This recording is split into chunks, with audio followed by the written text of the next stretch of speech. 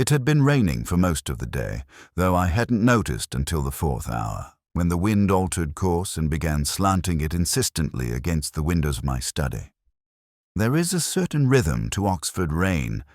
It doesn't announce itself like London's or descend with the drama of the north. It seeps, creeps, takes up residence in the corners of stone and memory. I remember thinking, without real malice, that it suited the place rather too well. I left the flat just after 6, not from any obligation. I hadn't eaten, but because there are evenings when the air inside becomes impossible.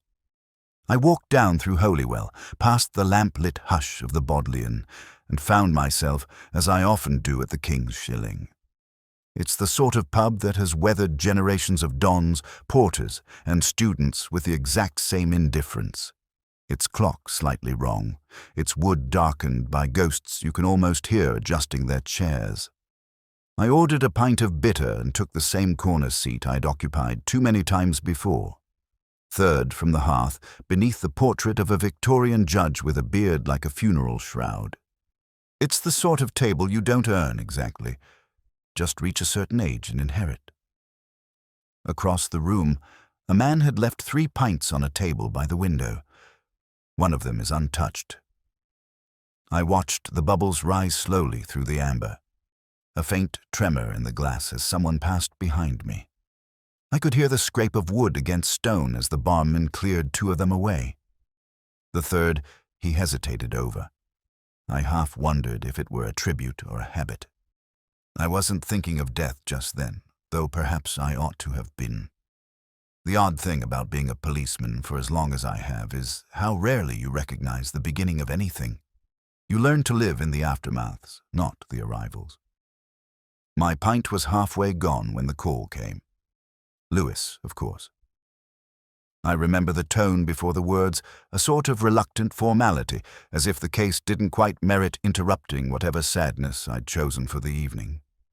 He told me the name, Charles Elston, a porter at St. Mildred's, found in his rooms by the college nurse just before 5. No sign of violence, nothing immediate to suggest foul play. The fellows were already calling it a peaceful passing. Natural causes. I made some murmur of assent and told him I'd look into it in the morning. But I didn't leave the pub, not right away.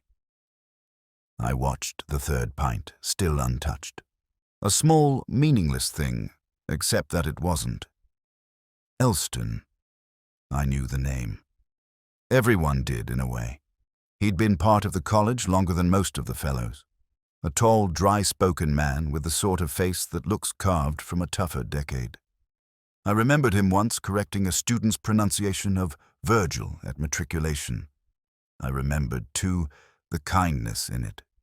Rain etched its fingers down the leaded window beside me. I looked again at the empty table, the final glass now gone. The barman had carried it off at last, though I hadn't noticed. Perhaps it wasn't untouched after all. I drained what was left in mine and stood slowly. There was no urgency, no flicker of foreboding, but something had shifted. Not a sound, but a silence.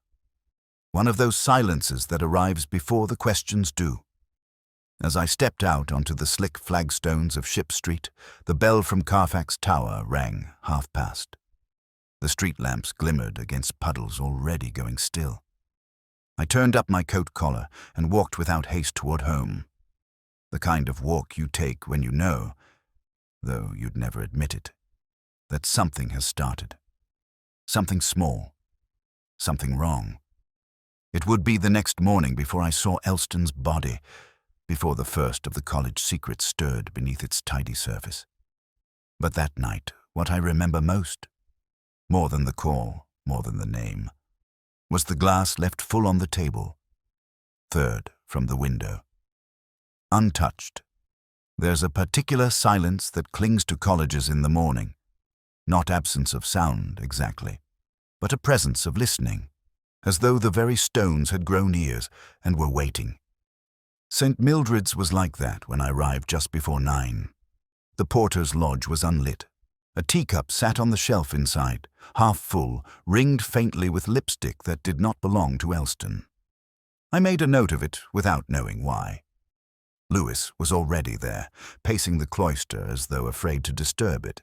He handed me the key to Elston's room with the sort of expression one wears at funerals of people they never met. I nodded and said nothing.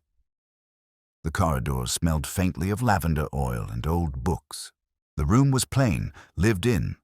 A shelf of Greek tragedies, 2 framed prints of steam locomotives, a stack of folded shirts that seemed too carefully ironed for a man who died alone. The bed was still made, though the nurse had turned back the cover to check. No signs of struggle. A bottle of aspirin beside the lamp. Nothing theatrical. I noticed the hymn book first. Not its presence, but its placement. Set not on the shelf with the others, but at an angle on the desk. Open, not to a hymn, but to the fly-leaf. A name written faintly. Elston, C, with a date beneath it. 1954, the year he joined the army. I touched the page and thought, not for the first time, how the dead keep fewer secrets than we think. It was Lewis who suggested we take a walk through the chapel. Not that he had any particular thought in mind, but I find Lewis often senses something when I cannot yet define it. The chapel was open for cleaning. 2 women moved slowly between pews with brass polish and murmured apologies. We passed along the south aisle, past the brass lectern and the cracked flagstone beneath the 4th row. My eyes fell, not on the altar, but on the wall just behind it. A headstone mounted there, though no one lay beneath. A memorial, crisp, white marble, lovingly etched. To Charles Edmund Elston, devoted servant and scholar of the college, who served with honor and passed with peace. April 19, 1997. Beneath the dates, a Latin phrase, dulce et decorum est pro veritate mori. At first glance, the line held the usual solemnity one expects in such places, but something jarred. Not the sentiment, but the syntax. I whispered it aloud, then again, slower. It was wrong, or not wrong precisely, misaligned. The phrase mimicked Horace, but not quite. The original? Dulce et decorum est pro patria mori, to die for one's country. This one had been altered, truth replacing country. An innocent change, perhaps, or a correction if you take the philosophical view. But Elston had been a classicist once, a teacher of Latin at a grammar school in Wiltshire. He would have known the line. More than that, he would have noticed the echo, how closely the original sat to the new. Someone had chosen to alter it, either for beauty or misdirection, and he had not protested, which left me wondering, did he see the inscription before it was mounted? And if not, who had approved it? I asked Lewis to find the name of the stonemason, but he only looked puzzled. The stone had been arranged by the college the day before. A quiet, preemptive tribute, planned for the annual Founders' Commemoration. The date carved had not yet arrived. It was set for next week, a memorial placed before death. I looked at it again. The Latin gleamed faintly where it caught the morning light. Later that day, I asked the college secretary about the phrase. She'd approved the draft, she said. The quote had been supplied by one of the senior fellows. She couldn't recall which. It had seemed appropriate. I said it was lovely, and let the moment pass. But something had settled then, quietly. A small, uninvited logic. A line misquoted is rarely an accident, and a grave prepared before the body lies cold. Well, that was another thing entirely. I said nothing to Lewis. Instead, we walked slowly through the quad, watching a cat sun itself on the plinth of a forgotten scholar. I don't believe in omens, but I do believe in timing, and someone, somewhere, was already writing the ending before the story had properly begun. It was Lewis, again, who noticed the absence. Not because he'd been looking for the thing, but because he'd expected to find it, and then hadn't. That's always the more telling sort of absence.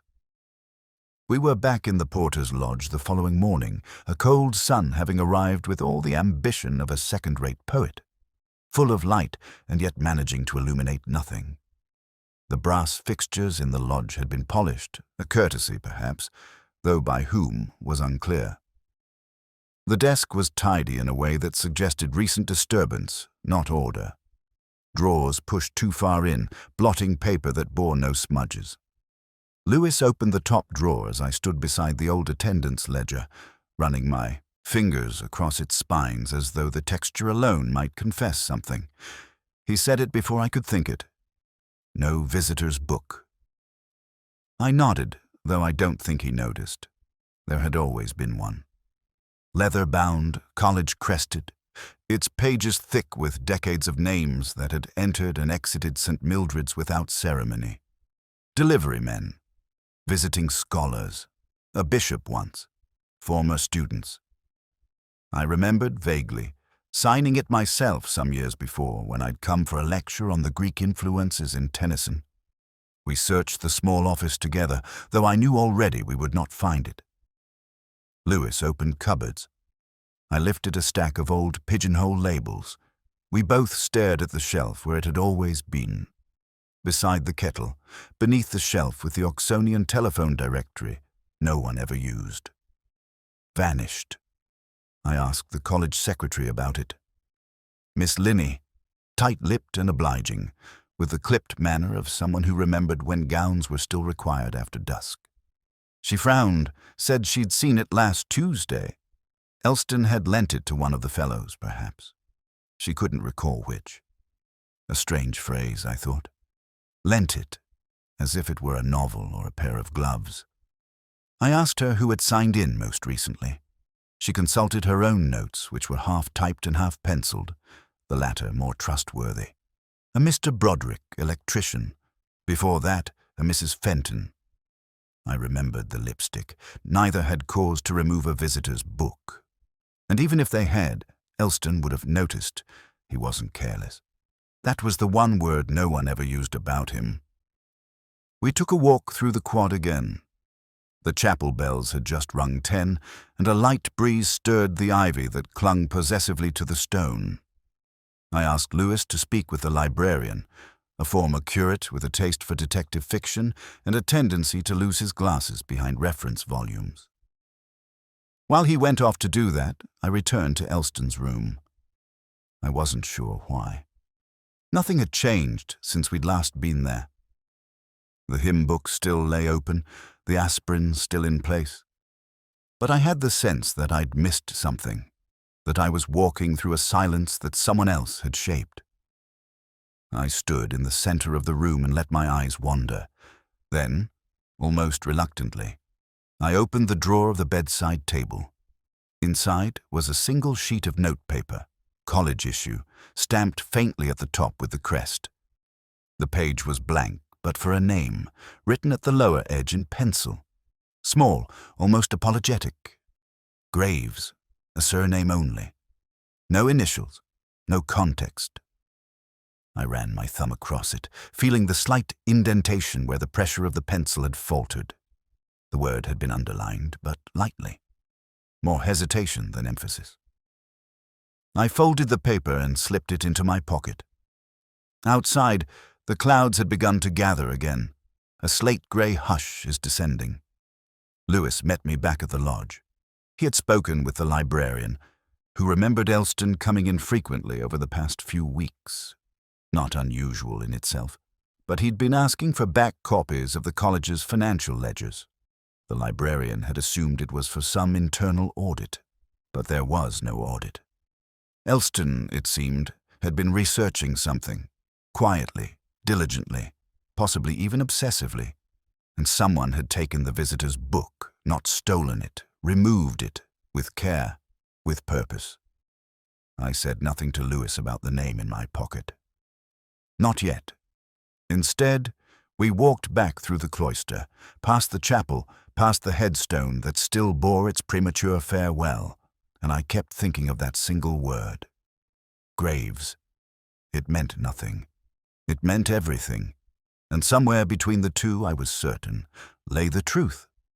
The archive room at St. Mildred's lies behind a door that sticks in winter and yawns open in summer. That morning it did neither. It merely waited, like the rest of the college, under the heavy, immovable hush of early spring. It had been Lewis's idea to ask after the name. Graves. I hadn't meant to share it, not yet, but the silence had begun to feel excessive, like holding your breath too long beneath still water. He said it sounded like an author. I said it sounded like a mistake.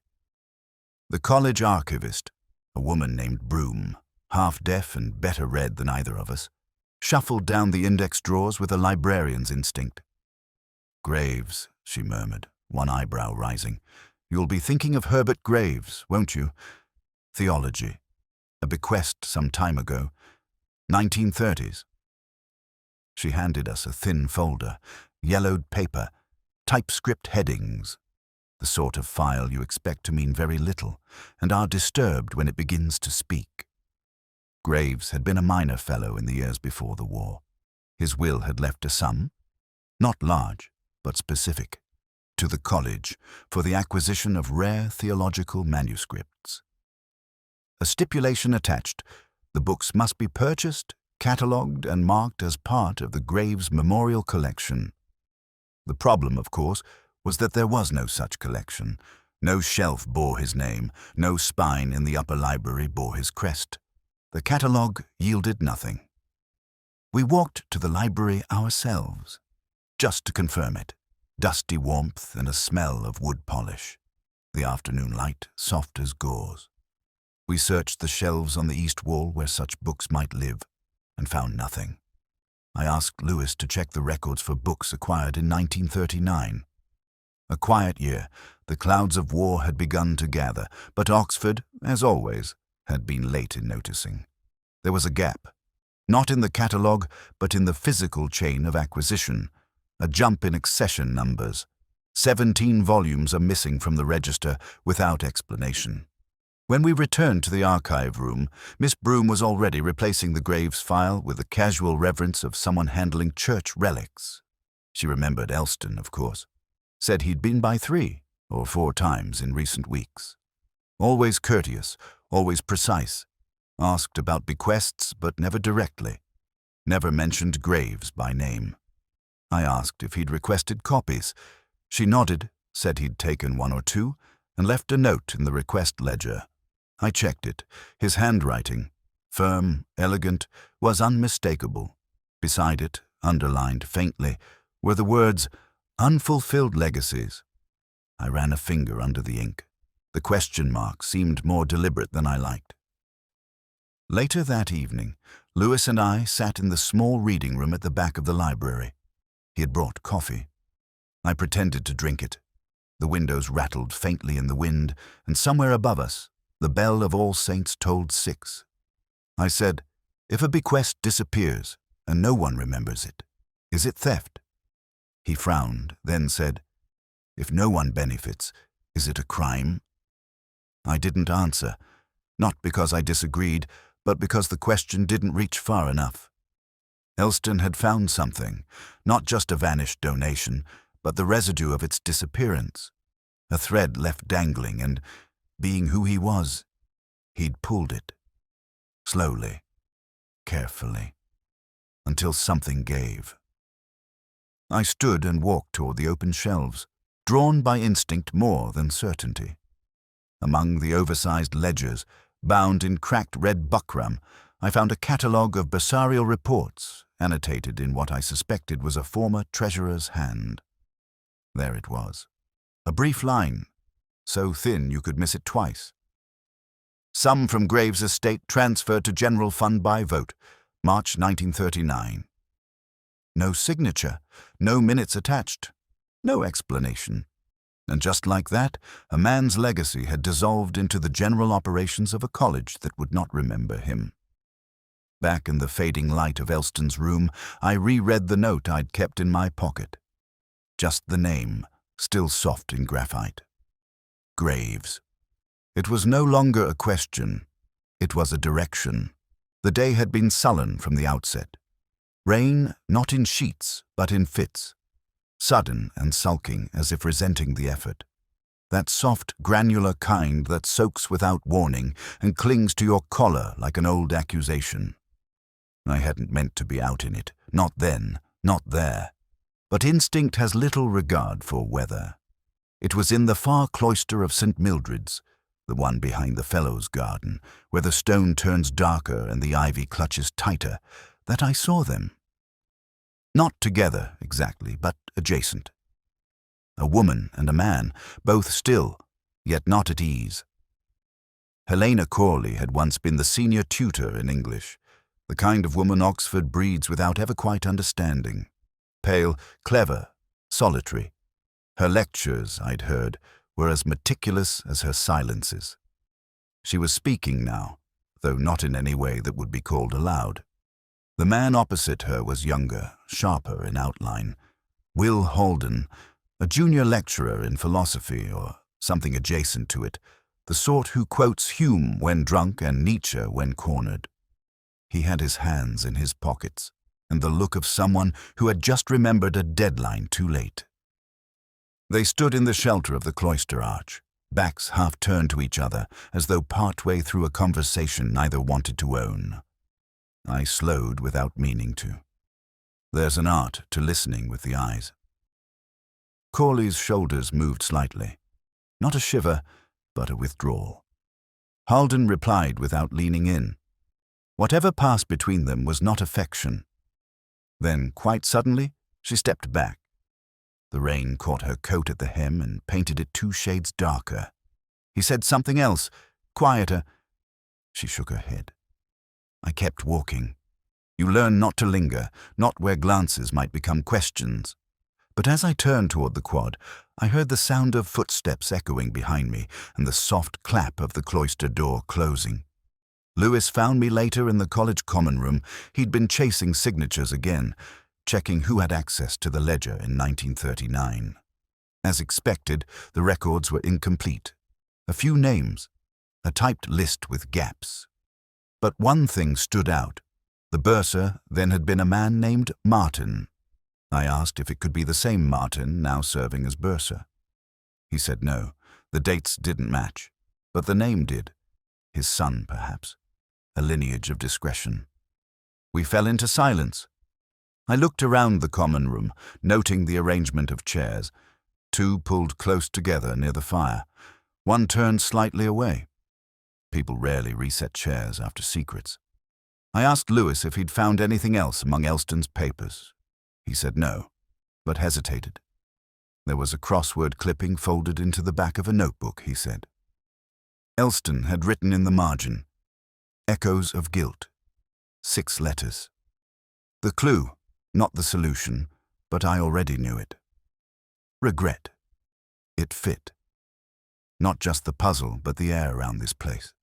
A kind of remorse baked into the stone, into the unsent letters, the untold accounts. Later, I passed by the chapel again. Corley was at the organ rehearsing. Bach, I think.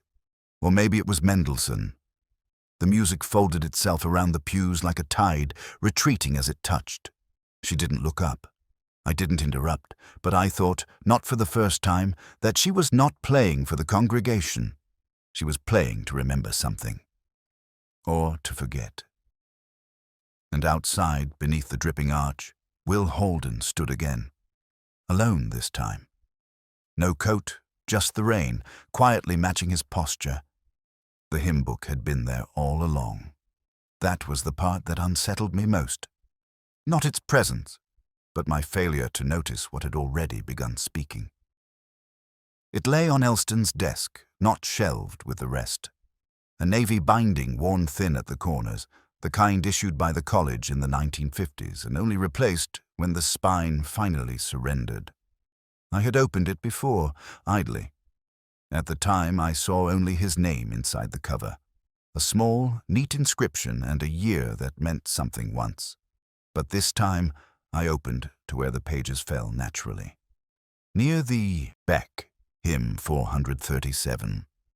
The paper was thinned there, as though touched too often, and the corner of the page, folded inwards, sharply, then folded again the opposite way. A nervous crease, not a bookmark. I read the title, Abide with Me, a hymn for endings. Not death precisely, but the waiting around it, the kind sung at dusk when the room forgets to be warm. The second verse had been underlined, faintly, with pencil. Change and decay in all around, I see, O thou who changest not, abide with me. A pious sentiment, too elegant to dismiss. But the page bothered me. Something about its edges, frayed in a way that didn't quite match the rest of the book. I turned it once, twice, and then I saw it. The same page had been torn carefully once before. There was a subtle thinning just above the gutter, as if the leaf had been removed and then replaced. Twice torn, once in anger, perhaps, once in quietness. And I remembered something. A conversation in the college chapel a year ago, unrelated at the time. A fellow complaining that 2 hymnals had gone missing from the front pews, only to return a fortnight later, oddly dog-eared. No one cared much, of course. Things went missing often in chapels, piety never being particularly tidy. I left Elston's room without knowing what I was looking for next. But I walked back to the chapel. It was open, midday, empty but for the dust caught in the stained glass light. I walked the aisles slowly. 2 hymnals were still placed apart from the others. One under the lectern, the other beside the pulpit. Neither matched the set. The covers were a shade darker, the typeface older. I opened the first, hymn 437 again. This time, the same corner was torn away entirely. No verse, just the title. A triangular gap like a tooth pulled clean. I opened the second. It was intact, but at the end of the hymn, a note had been penciled in the margin. Not a name, not a comment. Just numbers. 1938 16 aprile Bourse. I stood for some time. The air in the chapel had a weight to it. Not cold, but ancient, as if composed more of memory than oxygen. The year of the grave's bequest. 17th April. And Burrs. Bursa or bursary? Elston had written it. That was certain now. Why in a hymn book? Why not a notebook, a file, a place that belonged to the act of keeping records? Unless it had to be hidden in plain sight, or passed to someone. A thought took shape, tentative and irritating. Had Elston been writing to someone? Not correspondence in the usual sense, but a kind of coded breadcrumb trail. A private script between those who remembered how to read it. I didn't know yet who the second reader was. But the hymns, the missing books, the double-folded page, they were no longer incidental. Back in my flat that evening, I opened my own copy of the New English Hymnal. Same page, same verse. I read it again, aloud this time. The words did not change. But something in me had. A page torn twice is rarely about the page. It is about what someone wanted to tear away, but couldn't, and what remained, even after. I remember the sound before I saw her. A low F sustained too long beneath a run of hesitant chords. Not wrong, precisely, but out of place. The kind of dissonance one chooses, not stumbles into. It was just past 4 when I arrived at Christ Church. The nave was deserted, save for a cluster of tourists drifting near the choir stalls, more interested in the carving of St. Fridswide than the music unfolding above them. Helena Corley was seated at the organ, head tilted slightly as if listening to someone behind her, though no one was there. She didn't notice me enter. I took a seat halfway down the nave and waited. Her playing was deliberate, restrained, not showy, not liturgical. Bach again, but fractured. Phrases left unfinished, intervals softened at the edges. She was testing something, or remembering it. When she finally stopped, she did not turn. I spoke quietly, not to startle her. She said I knew where to find her, and that she supposed this wasn't about music. I said no, though it might have been. She reached for her satchel, a large battered thing resting near the pedals, and pulled from it a folded paper, not handed to me, merely set on the bench beside her. I recognized it instantly. A crossword clipping, Elston's hand, echoes of guilt, 6 letters. I asked if he'd given it to her. She said no. She found it among her papers 3 days after he died. slipped into a volume of Dawn that she hadn't opened in months. It was not addressed, but she understood. They had been close once, in a way that defies easy narrative. She said as much, not defensively, but with a kind of weariness that comes from explaining nothing too many times. There had been no affair. Or perhaps there had been, if one counted shared silences. I asked if she knew about graves, the bequest, the vanished volumes. She hesitated, and there it was again, that minor chord left unresolved. Elston, she said, had grown more preoccupied in recent months, quietly distressed. He spoke of misalignments, of truths erased not by accident, but by convenience. He had shown her a page once, part of the graves file, perhaps, and asked if she thought it mattered. She had replied that everything mattered, but not all things could be retrieved. He disagreed. I asked if she'd mentioned this to anyone. She said no. She hadn't seen Halden since the afternoon in the cloister, and whatever passed between them had not been about Elston, but she said it too quickly. I asked what Halden might know. She said he was sharp but young, that he had a habit of quoting things slightly wrong, that Elston disliked him, though never unkindly. I remembered the folded hymn book, the penciled date. I asked if she had ever heard Elston speak of Martin, the bursar. She looked up then, not at me, but toward the cathedral's stained glass, where the light was thinning into amber. Yes, she said. Once. He'd told her there were names that lasted longer than actions, and that sometimes a reputation was built on the forgetting of small things. I stood then. She reached again into her satchel and handed me a small envelope. It was addressed to no one, sealed, unmarked, brittle with age. She said Elston had left it for her, but that she didn't think it belonged to her. I asked why give it now. She said because she could no longer tell the difference between conscience and grief. Outside, the bells were tolling evensong, and I left with the envelope in my coat pocket, unsure whether it would hold revelation or nothing at all. The King's shilling had emptied itself by the time I arrived, as it often did just after the second bell at Carfax. The regulars had filed out quietly, their glasses half-rinsed and talk unfinished. I could hear the faint clang of crockery from the back and the gentle hiss of a forgotten tap left running, the kind of peace that feels too deliberate. I ordered nothing at first, just stood a while, letting my eyes adjust to the dark timber, the varnished melancholy that seemed to stain everything from the beams to the barman's teeth. The corner table, the one I always noticed but never sat at, was empty except for a single pint of bitter, full, cold, no coaster beneath it. I asked the barman if someone had left it. He wiped his hands and said it was always the same man, tall, grey coat, charcoal scarf.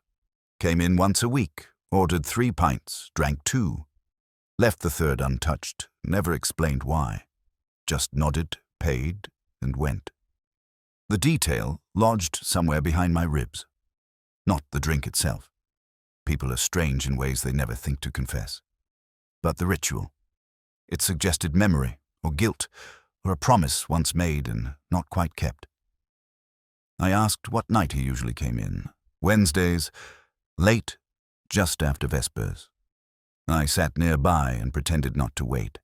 The untouched pint stood like an accusation, not to me precisely, but to someone. It was the sort of thing Elston might have done, or expected. I turned the envelope Helena Corley had given me over in my pocket. Still sealed, still unread. I hadn't looked at it since the cathedral. I don't know why. Perhaps I feared it might contain too much clarity, or too little. I laid it on the table beside the pint and opened it with care. Inside was a single sheet, thin, aged paper, no letterhead, no signature, just a line, handwritten in Elston's precise, almost academic scrawl.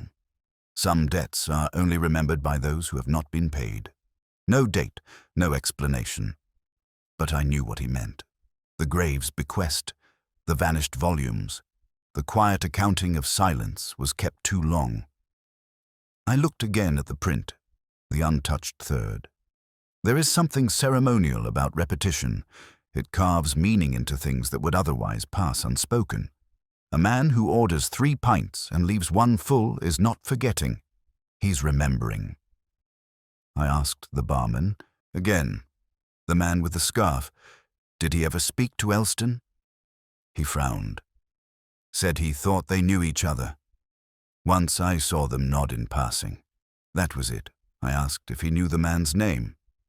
He didn't, but thought he might be a don. One of the newer ones. Philosophy or theology. Wasn't sure. I thanked him and left the pub quietly, the envelope still folded in my coat, the rain now starting in the gentle, absent-minded way Oxford prefers. I walked the long way home, past the Sheldonian, down under the Bridge of Sighs, the kind of walk you take when something is settling into shape, not as an answer, but as a rhythm. Behind me, in that dark corner of the King's Shilling, a single pint of bitter would remain untouched, waiting for someone who never meant to drink it, or someone who already had.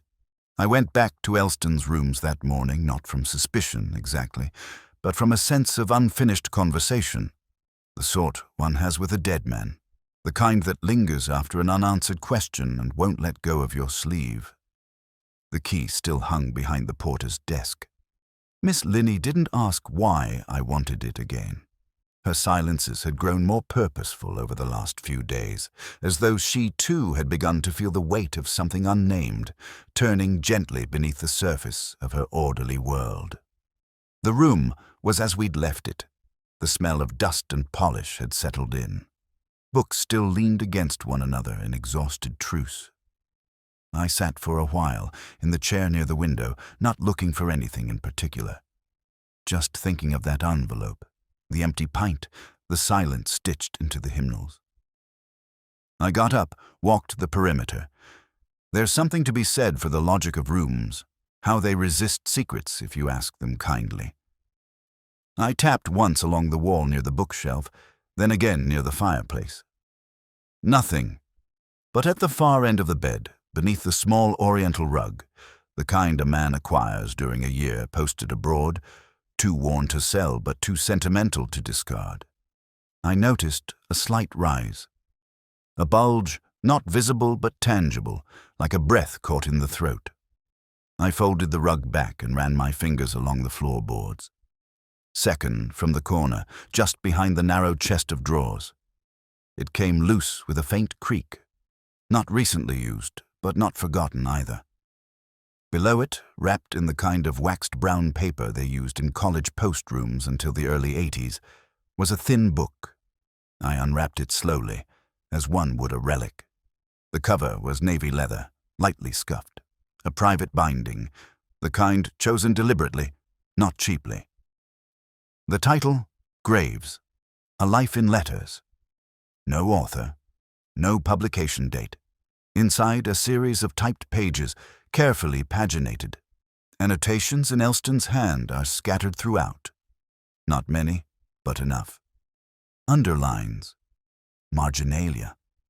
Dates cross-referenced. Asterisks beside particular paragraphs. It wasn't just a book. It was a map. I turned the pages slowly, following his markings. A letter from Graves to the college bursar in 1937, confirming his intention to donate his theological collection. Another from the same year, noting receipt of the check, but no letter confirming the book's arrival.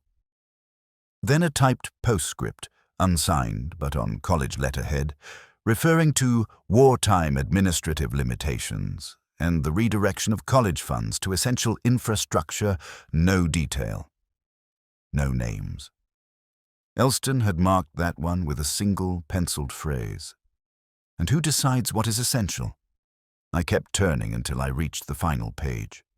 There, inserted between 2 unmarked leaves, was something unexpected.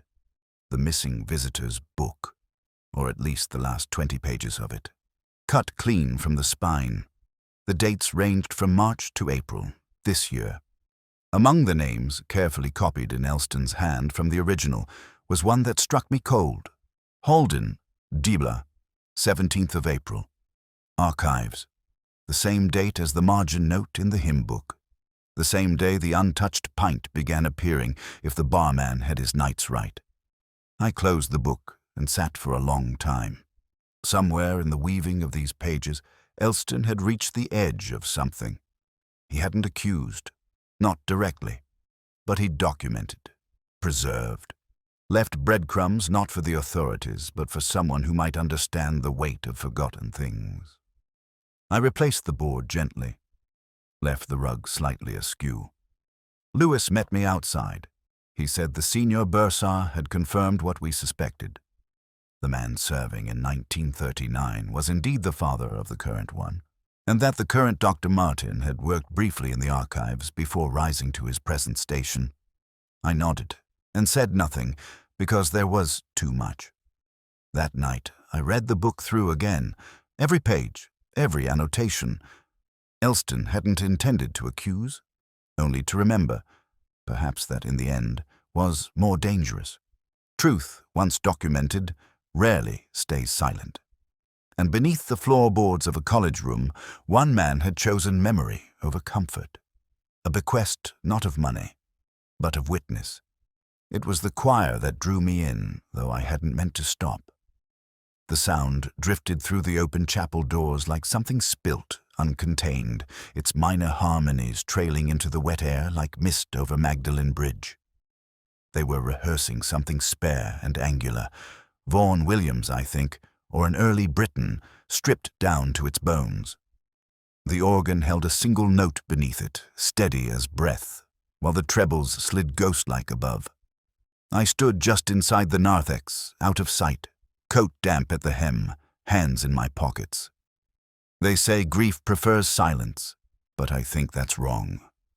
Grief wants shape, structure, resolution it rarely receives. And in E minor, you get none. Only suspension. The bursar, Dr. Martin, sat near the front, not in the stalls, but to one side, half concealed by the shadows of the rood screen. He wasn't watching the conductor. His eyes were on the windows, or past them. I waited until the final cadence fell apart into stillness before I moved. He looked up as I approached, but was not surprised, not startled. Perhaps he'd always known it would end like this. Not with sirens or signatures, but with a quiet word in a church. I sat beside him. Let the silence settle first. Then I said, "Your father was the bursar in 1939. He nodded. Once. No defense. No denial. I asked if he knew about the Graves bequest, about the transfer of funds, about the vanished books. He said he'd known parts of it. Hints. As a boy, he'd overheard scraps of conversation, disagreements about budgets, whispers of donor intentions quietly overwritten. Later, working in the archives, he'd begun to piece it together, but by then it was history, institutional memory. No one wanted it revived. And Martin said Elston had approached him once, gently, asked whether there had ever been a Graves collection, and if so, why it wasn't catalogued.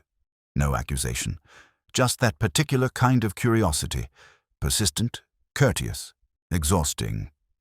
I asked if he had answered. He said no. He'd evaded, politely. Suggested Elston speak to the librarian, but then came the notes, the names, the visitor's book. He said he hadn't meant to hurt him. I said he had. He turned then, very slightly, to look at me, and said he'd only wanted to make the noise stop.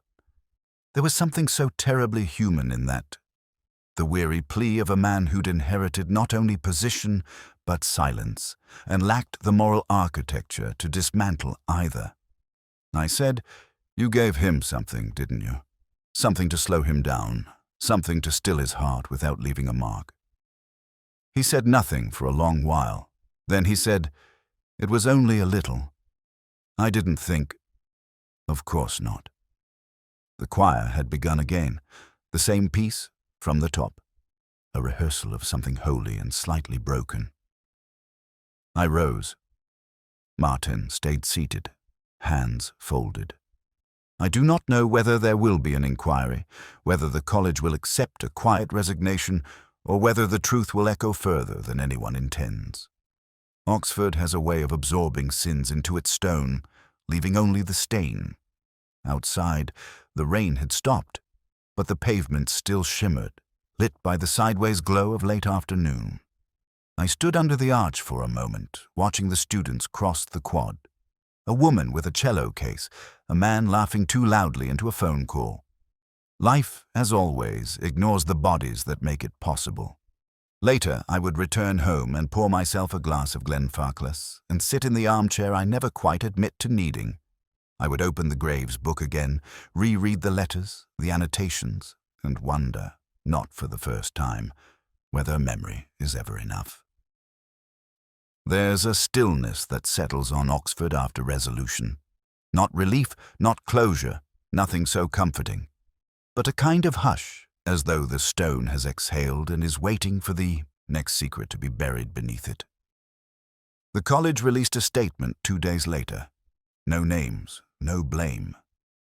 The phrase irregularities of past accounting made a quiet appearance, folded delicately between acknowledgments of service and gestures toward institutional integrity. Dr. Martin had resigned, citing health. No inquiry was opened, no charges filed. Just the sort of elegant forgetting Oxford performs best. Lewis didn't say much. He rarely does after something like this. He returned to paperwork with the resigned air of a man who has seen too many truths tidied into footnotes. He asked once, softly, if I thought it had been intentional. The dosage, the heart. I said I didn't know. Because I didn't, and part of me suspects Martin doesn't either. There are things we do to preserve silence that make noise forever. I stayed late in my office that night, not to work, but to sit with the Graves volume again. The margins held more than I'd first seen. Elston's notes were sparse but careful, asterisks, underlined phrases, arrows drawn in soft pencil. One caught me. Page 38, a letter from Graves, dated May 1937, thanking the college for the tour of the library and remarking on a specific book he'd donated long ago, a short treatise on the nature of remembrance. He wrote, "It pleased me greatly to see the inscription still intact, even after all these years. Time forgets, but ink does not." In the margin, Elston had written just 2 words. Still missing. Not bitter, not exclamatory, just noted. I called the librarian the next morning and asked about the book. No record of it, not in the old ledgers, not in the card catalogue. It was as if the volume had never existed, but Graves had seen it, which meant it had been there, once, and that was enough. The book wasn't the point, of course, nor was the missing collection, or even the money in the end.